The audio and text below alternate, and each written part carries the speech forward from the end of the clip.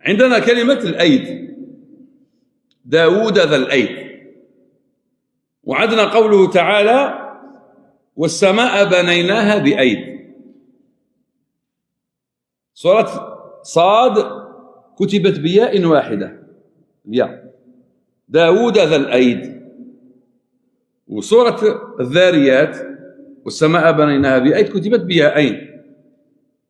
قالوا ما الفرق بينهما؟ واللفظ ينطق بشكل واحد. شكون يقول لي الفرق اللي عنده فائدة؟ ولعلنا ذكرناها. فيها قولين وهما يقول لك كيف المعنى أن الأيد والسماء بنيناها بأيد معناه بقوة، والقول الثاني هو تفضيل الله سبحانه وتعالى على عباده، لذلك رسمت بياءين. صح. هذا القولين. أنه المعنى الآخر مش وداود هذا الأيد، أنه أيد مش عندنا قوة، مش عارف تفسير هذا داود. صحيح فيها يد تفضيل الله سبحانه وتعالى. صح. والأيد الثاني تعني القوة، لذلك رسمت بياءين. مليح، إجابة مليح. تفضل. ولكن الله عز وجل وليس كمثله شيء. أكيد. مليح ما شاء الله، فوائد. ولهذا يأتي لعظمة الله. أكيد، هذه هي الإجابة. قال علماء الرسم والضبط إجابتكما ممتازة. نزيد غير واحدة الفائدة فقط، تتم فقط.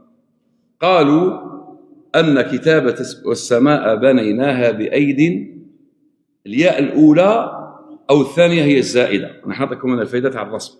شكون الياء الأولى هي اللي زايدة ولا الياء الثانية هي اللي زايدة في الرسم تاع المصحف؟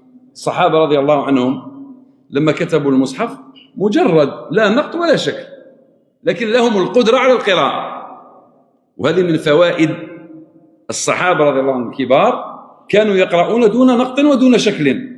كان عندهم دراية بما يكون في الجزيرة العربية وما كان في ذلك الوقت. عندهم قدرة على القراءة، ما يحتاجش ينقط له ولا يشكل. قالوا الياء الأولى الأصلية والثانية هي زائدة. فهنا اختلفوا في وضع السكون، إلا نديروا سكون دائري ولا نجرد الياء الثانية من السكون ولا نديروا علامة. لازم نضبطوها، لازم تضبط في المصاحف، ما تخليهاش مهملة. العلماء أي علماء الرسم والضبط في ضبط المصاحف اختلفوا. قالوا إذا كنا نجعل السكون على أساس طريقة المشارقة وهو رأس الخاء، شتو السكون تاع المشارقة كيف يجي؟ ما يجيش